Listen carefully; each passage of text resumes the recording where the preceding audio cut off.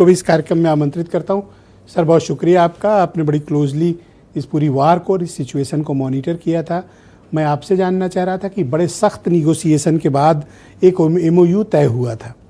हम ये उम्मीद कर रहे थे कि आज साइन हो जाएगा, लेकिन ये साइन नहीं हुआ। पहले तो मैं ये जानना चाहता हूँ कि ईरानियन इतने शानदार निगोशिएटर कैसे हैं। दूसरा, आज जो डील साइन होनी थी वो क्यों नहीं हुई, और आप क्या इसमें कोई खतरा देख रहे हैं, या आप साइन हो गया जैसे गोयल साहब कह रहे हैं, अब ज़्यादा चिंता की बात नहीं है? देखिए ब्रजेश जी, मैं दो बातें सबसे पहले कहना चाहूँगा। एक तो जिसको हम समझौता पत्र या डील कहते हैं, ये डील नहीं है, ये एक समझ पत्र है, और जो कतर की मध्यस्थता से कई हफ्ते पहले तैयार हो गया था, वही 14 पॉइंट हैं। इसमें पाकिस्तान कितना इन्वॉल्वमेंट है वो मैं नहीं कह सकता, लेकिन कतर की मध्यस्थता से ये पॉइंट्स तैयार हो गए थे, और वही समझ पत्र है। और समझ पत्र इसलिए है कि इससे हम आगे समझौते की तरफ बढ़ें, डील की तरफ बढ़ें, किस तरीके से बढ़ें। दूसरा, मैं ये कहना चाहूँगा कि अमेरिका और ईरान के बीच में विश्वास का संकट नहीं है, विश्वसनीयता का संकट है।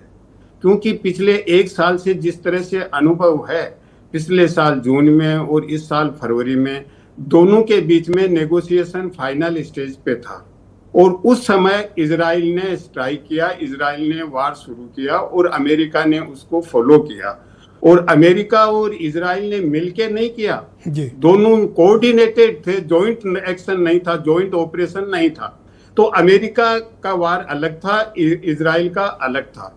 अब जिस हम समझौते की बात कर रहे हैं, जो समझ पत्र तैयार हुआ है, वो अमेरिका और ईरान के बीच में हुआ है, और उसमें ट्रंप की बहुत सी मजबूरियां थी, घरेलू राजनीति की भी, अंतर्राष्ट्रीय राजनीति की भी, और वो चाहते थे कि किसी न किसी रूप में निकलें।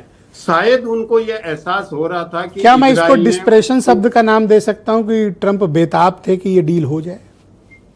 हाँ, बेताब होने का कारण है, उनको लग रहा था कि अपनी जो टीम के सदस्य हैं, हेग्सेथ वगैरह, क्योंकि JD वेंस अलग थे, हेग्सेथ रूबियो अलग थे, एक तो उन पे ऐसा लग रहा था कि इन्होंने मुझे इस ट्रैप में लिया है। दूसरा, इजराइल ने 11 फरवरी को नेतन्याहू ने जो प्रेजेंटेशन दिया, उसमें ऐसा प्रेजेंटेशन दिया कि 2 दिन में कोलैप्स हो जाएगा ईरान का पूरा सिस्टम। तो फोर्थ स्टेज उसमें कोई मामला नहीं बैठ पाया, वहां कोलैप्स नहीं हुआ, और इसीलिए ट्रंप ने ये शुरू करने से पहले किसी से भी कंसल्ट नहीं किया। पहले अमेरिका जहां भी इन्वॉल्व हुआ, अपने अलाइज थे, मित्रों से कंसल्ट किया, उनकी टीम बनाई, चाहे इराक हो, अफगानिस्तान हो, और इसमें किसी को भी अपने मित्रों को कंसल्ट नहीं किया।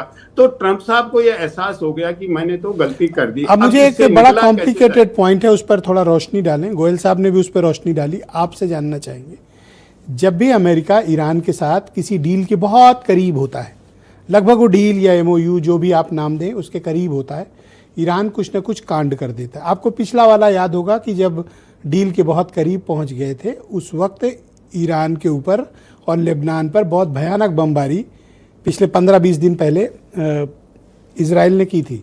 आपको ध्यान होगा कि ट्रंप ने फ़ोन करके नेतन्याहू को गंदी गंदी गालियां भी दी थी, वो बड़ी खबर चर्चा में रही। आज अब जब डील साइन होनी थी तो फिर सुबह बमबारी शुरू हो गई। तो क्या इजराइल पर अमेरिका का कंट्रोल खत्म हो गया है, या इजराइल अमेरिका के ही किसी के इशारे पर इस तरह का सबोटाज करता है?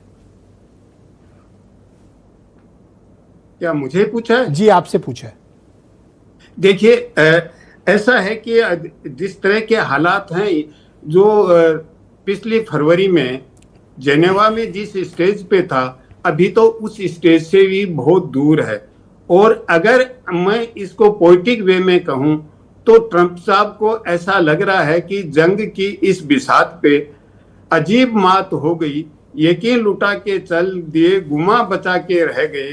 तो ये ट्रंप साहब का हालात है, क्योंकि यकीन ट्रंप साहब का न तो इजराइल कर रहा है न ईरान कर रहा है, दोनों पे वो यकीन खो चुके हैं। जी, बहुत शुक्रिया, लेकिन अपना गुमान बचाने में लगे हुए। कृपया हमारे साथ सर बने रहिएगा। मैं इस कार्यक्रम को आगे बढ़ाऊंगा। रूलिंग पार्टी BJP के लीडर आलोक